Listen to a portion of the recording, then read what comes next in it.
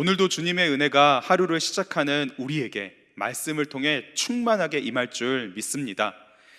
오늘 우리가 함께 붙들고 살아갈 말씀은 신약성경 베드로후서 1장 12절부터 21절, 베드로후서 1장 12절부터 21절까지 말씀인데요, 우리 드라마 바이블로 함께 읽겠습니다.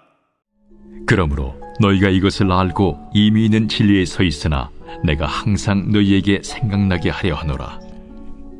내가 이 장막에 있을 동안에 너희를 일깨워 생각나게 함이 옳은 줄로 여기노니, 이는 우리 주 예수 그리스도께서 내게 지시하신 것 같이 나도 나의 장막을 벗어날 것이 임박한 줄을 알미라. 내가 힘써 너희로 하여금 내가 떠난 후에라도 어느 때나 이런 것을 생각나게 하려 하노라. 우리 주 예수 그리스도의 능력과 강림하심을 너희에게 알게 한 것이 교묘히 만든 이야기를 따른 것이 아니요, 우리는 그의 크신 위엄을 친히 본 자라. 지극히 큰 영광 중에서 이러한 소리가 그에게 나기를, 이는 내 사랑하는 아들이요 내 기뻐하는 자라 하실 때에 그가 하나님 아버지께 존귀와 영광을 받으셨느니라. 이 소리는 우리가 그와 함께 거룩한 산에 있을 때에 하늘로부터 난 것을 들은 것이라. 또 우리에게는 더 확실한 예언이 있어 어두운 데를 비추는 등불과 같으니 날이 새어 샛별이 너희 마음에 떠오르기까지 너희가 이것을 주의하는 것이 옳으니라. 먼저 알 것은 성경의 모든 예언은 사사로이 풀 것이 아니니, 예언은 언제든지 사람의 뜻으로 낸 것이 아니요 오직 성령의 감동하심을 받은 사람들이 하나님께 받아 말한 것임이라. 주 안에 사랑하는 성도님은 사랑하는 사람들, 가족이나 친구 또는 함께 신앙생활을 하는 사랑하는 사람들과 마지막 대화를 나눈다면, 이제 마지막 대화를 나눌 기회가 주어진다면, 그리고 마지막 통화, 어쩌면 마지막 통화를 할 그러한 순간이 다가온다면 어떤 말을 남기고 싶으신가요? 아마 바로 답을 하기 어려우실 겁니다. 잠시 생각을 해봐야죠. 어떤 말을 남길까? 어떤 말을 가장 이렇게 사랑하는 사람들에게 남길 수 있을까? 가족이라고 해도 배우자에게, 자녀에게, 부모님에게, 형제에게, 자매에게 남기고 싶은 말이 다 다를 것이기 때문에 많은 생각을 하게 되겠죠. 대상에 따라 다 다를 겁니다. 하지만 이들 모두에게, 가족 전체나 교회 전체에게, 사랑하는 사람들에게 마지막 말을 남긴다면, 그 마지막 호흡으로 이제 한마디를 할 수 있다면 어떤 말을 남기기 원하시나요? 오늘 하루를 살아가시며 제가 방금 드린 이 질문에 한번 답을 해보셔도 좋을 것 같은데요, 제가 성도님들께 이렇게 조금 무거운 질문을 드리면서 말씀을 시작한 이유는, 우리가 함께 묵상하면서 붙들고 살아갈 이 말씀을 기록했던 사도 베드로가 이 말씀을 기록했던 이 순간에 그가 가졌을 마음의 무게가 바로 이와 같았을 것이기 때문입니다. 베드로는 이제 마지막이라는 심정으로 성도들, 사랑하는 주님의 몸을 이룬 그 교회에 이 편지를 보내고 있는 것이기 때문이죠. 마지막 인사를 하고 있는 것이기 때문입니다. 함께 14절을 보겠습니다. 이는 우리 주 예수 그리스도께서 내게 지시하신 것 같이 나도 나의 장막을 벗어날 것이 임박한 줄 알미라. 베드로가 어떤 상황에서 이 편지를 쓰고 있는지 그 상황을 정확하게는 알 수는 없지만, 예수님께서 자신에게 하셨던 말씀이 생각나는 상황, 자신의 그 마지막에 대해서 예수님께서 하셨던 그 말씀이 생각나는 것은 분명했을 것입니다. 말씀이 그렇게 보여주고 있기 때문이죠. 요한복음 21장 18절을 보시면, 내가 진실로 진실로 내게 이르노니 내가 젊어서는 스스로 띠띠고 원하는 곳으로 다녔거니와 늙어서는 내 팔을 벌리리니 남이 내게 띠띠우고 원하지 아니하는 곳으로 데려가리라. 죽음을 목전에 둔 상황, 육신의 장막을 벗게 될 그 날이 임박했음이 확실한 그 상황에서 사도 베드로는 성도들을 향하여 이제 마지막 말을 남기고 이 편지를 쓰고 있는 것이죠. 마지막 말을 남긴다는 것은 이제 자신이 떠나도 그 말은 남아있는 것을 뜻합니다. 자신은 이 땅에서 사라져도 그 말은 남아서 사람들 마음에서 계속적으로 영향을 끼치기를 원하는 말이죠. 우리가 사랑하는 사람들에게 마지막 말로 무엇을 남길 것인가 했을 때 잠시 생각할 수밖에 없었던 것은 바로 이제 우리가 떠나도, 내가 떠나도 내가 남긴 말은 남아 있어서 사랑하는 사람들 마음속에 그 말이 남아있기를 원하기 때문에, 그렇기 때문에 신중하게 생각해 보게 되는 것이죠.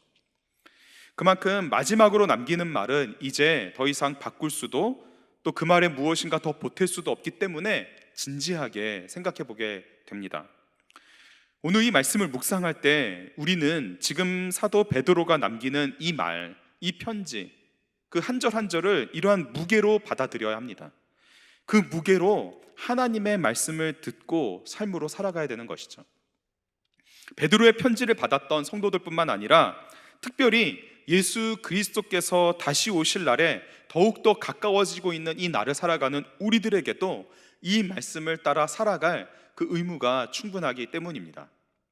항상 잊지 않고 기억하고 살아갔으면 하는 그 말, 항상 생각이 났으면 하는 그 말, 하나님께서 사도 베드로를 통해 진지하게 하신 그 말, 그 한마디 한마디가 오늘 묵상하는 본문 말씀에 기록되어 있는데요, 주님 오실 날을 준비하며 살아가기 위해 오늘도 우리가 이 말씀을 붙들고 살아갈 때에 우리 두 가지를 함께 붙들고 살아가기를 원합니다.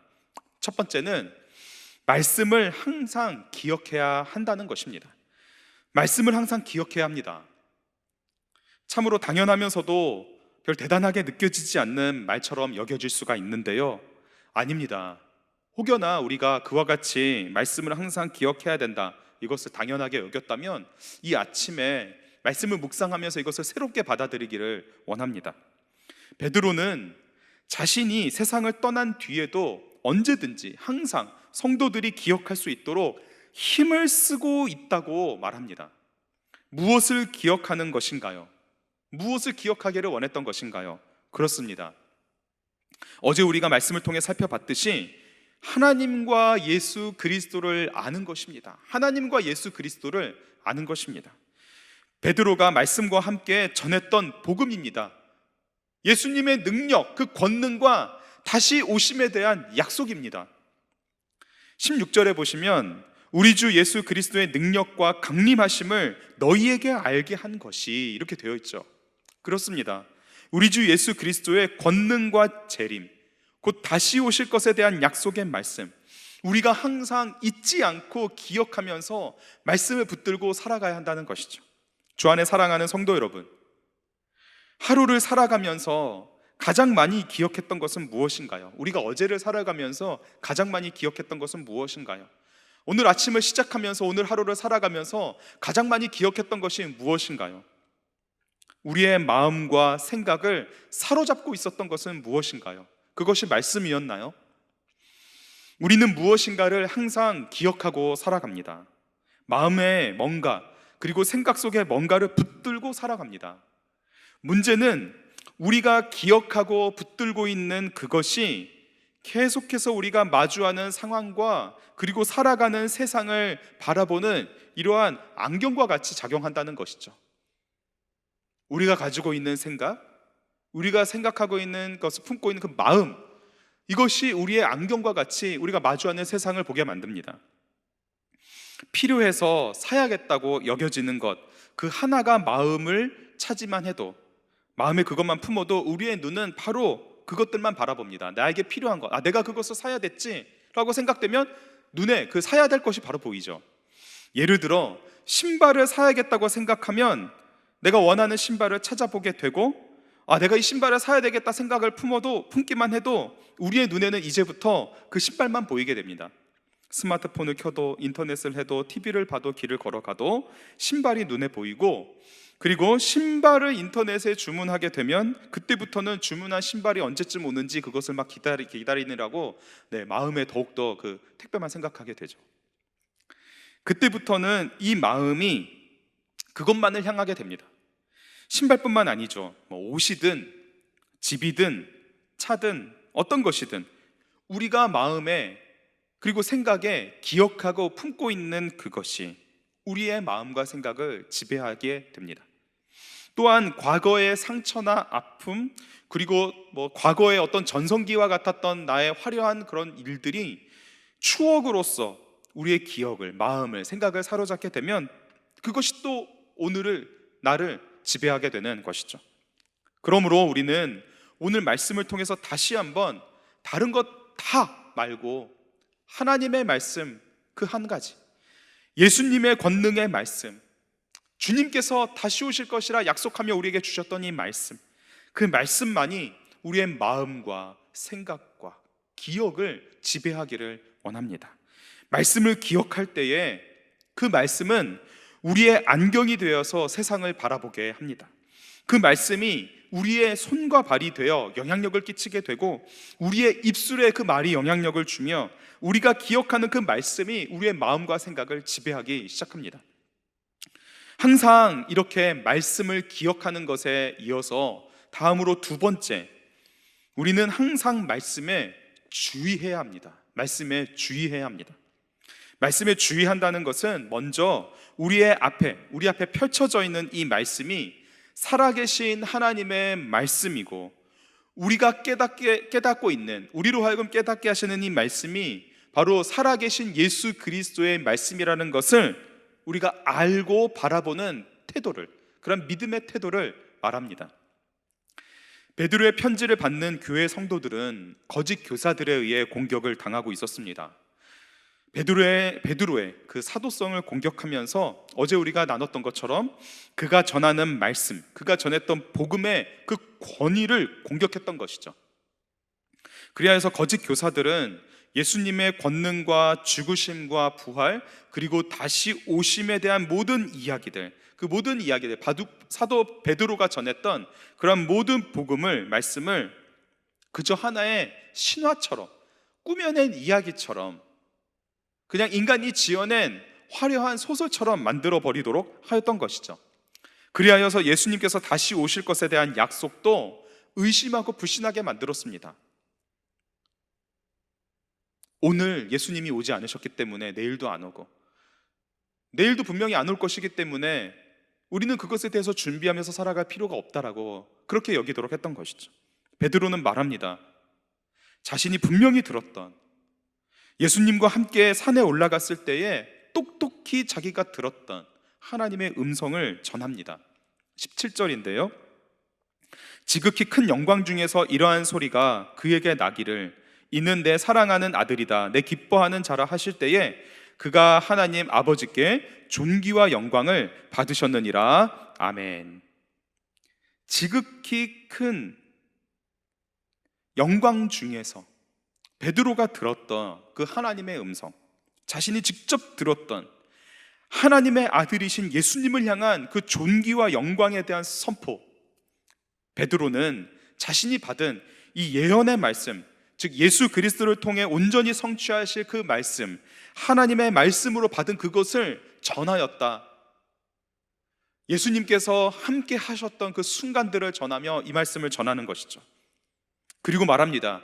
모든 예언은 사사로이 풀어서는 안 된다. 하나님의 말씀을 하나님의 말씀으로 받아야 한다는 것이죠.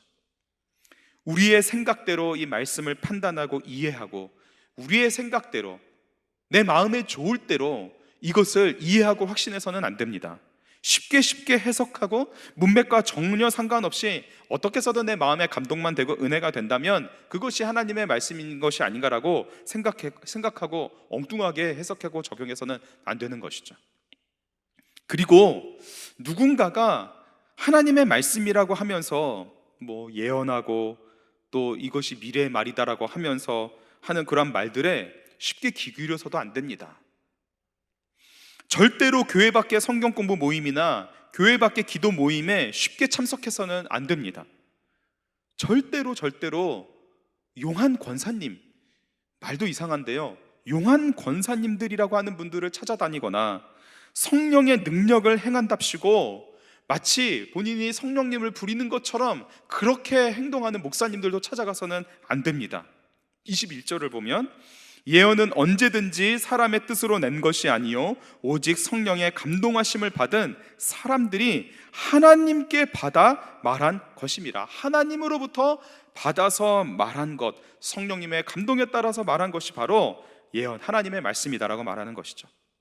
예언은 다른 것이 예언이 아니라 하나님으로부터 받은 그 말씀, 이 말씀이 바로 예언이고, 이것에 더 무엇을 보탠다거나 그리고 이것에 더하여서 내가 무엇인가 앞날을 예언한다거나 그것은 있을 수가 없는 것이죠. 주 안에 사랑하는 성도 여러분, 그러므로 항상 우리는 이 말씀을 기억함과 더불어서 이 말씀에 주의해야 합니다. 하나님의 말씀으로 경건한 마음으로 하나님 앞에 엄중하게 받아야 되는 것이죠. 주일날 이인호 목사님을 통해 들려주시는 그 하나님의 메시지, 우리가 공동체에서 함께 훈련을 받으면서 나누는 그 말씀, 그리고 목사님과 우리 순장님을 통하여서 같이 함께 누리는 이 말씀의 유익, 이것을 하나하나를 성령님께서 우리에게 주시는 말씀으로 받아서 이 말씀을 더욱더 깊이 알아가야 된다는 것이죠. 주 안에 사랑하는 성도 여러분, 항상 말씀을 기억해야 하고 그리고 항상 말씀을 주의해야 합니다. 하나님의 말씀을 항상 기억하고 살아가기 위해서 먼저는 이 말씀에 주의해야 하고, 살아계신 하나님의 말씀, 이 예수님의 권능과 다시 오실 것에 대한 약속의 이 말씀을 주의하며 살아가면서, 그리고 이 말씀을 기억하면서 살아갈 때에 우리는 다시 계속해서 성령님을 통해 이 말씀을 기억하고 다시 또 주의하며 살아가고, 주의하면서 이 말씀을 다시 기억하며 살아가는, 이 말씀이 우리에게 주시는 이러한 선순환 속에서 살아가야 합니다. 이러한 말씀으로 살아가는 삶의 선순환을 통해 우리는 이 말세, 예수 그리스도께서 다시 오실 때를 향하여 나아가는 시대 속에서 승리할 수가 있는 것이죠. 그러므로 기억하고 그리고 주의하기 원합니다. 하나님의 말씀을, 그리고 예수 그리스도의 권능을, 다시 오실 것에 대한 약속을 기억하고 주의하며 살아가는 오늘이 되기를 원합니다. 그러한 우리의 말씀의 발걸음이 혼란스러운 세상 속에서도 흔들리지 않을 수 있는 것이고, 어떤 사건 하나하나에 일희일비하는 것이 아니라 성령께서 함께 하시는 그 길, 그 믿음의 길, 말씀의 길을 오늘도 걸어가게 될 줄 믿습니다. 주 안에 사랑하는 성도 여러분, 오늘 이 말씀을 붙들고 기억하며 주의하며 살아가는 그 믿음의 발걸음에 성령님께서 풍성한 열매로 함께 하실 줄 믿습니다. 우리 함께 주신 말씀 붙들고 기도하겠습니다. 하나님 아버지, 감사합니다. 오늘도 말씀을 주셔서 우리가 무엇을 기억해야 될지, 그리고 우리가 무엇을 주의하며 살아가야 될지 다시 한번 깨닫게 하시니 감사합니다. 우리의 마음과 생각을 지배했던 그 모든 것을 치우고 오직 살아계신 주님의 그 말씀이, 하나님과 예수 그리스도를 아는 것이, 예수 그리스도의 권능과 약속의 그 말씀이 우리의 마음을, 생각을 지배하게 하여 주시옵소서. 그 말씀을 기억하며 살아가게 하여 주셔서 무엇을 하든지, 무엇을 바라보든지, 어떤 말을 하든지, 우리가 어느 자리에 있든지 그 말씀 따라 행하는 우리가 되게 하여 주시옵소서. 그리고 그 말씀 그 한 구절 한 구절을 결코 쉽게 바라보는 것이 아니라, 내 뜻과 내 판단대로 그렇게 해석하고 받아들이는 것이 아니라 하나님의 말씀으로 받아서 정말 그 하나님께서 들려주시는 그 음성에, 공동체 안에서 들려주시는 그 음성에 우리가 함께 이렇게 나누는 그 말씀을 통하여서 하나님의 말씀에 주의하며 살아가도록 주님 우리를 붙들어 주시옵소서. 혼란스러운 세상 속에서 쉽게 답을 얻고자 엉뚱한 곳으로 향하지 않도록 우리를 붙들어 주시고, 당장에 답을 얻기 위하여 교회 밖에 성경 공부에 나가지 않도록 붙들어 주시고, 주변에 우리를 유혹하는 그런 소리가 있을지라도 다 뿌리치고 우리 교회 공동체 안에서 함께 신앙생활을 하며 이 말씀 속에서 들려주시는 주님의 음성을 우리가 함께 붙들고 믿음의 길을 걸어갈 수 있도록 주님 역사하여 주시옵소서.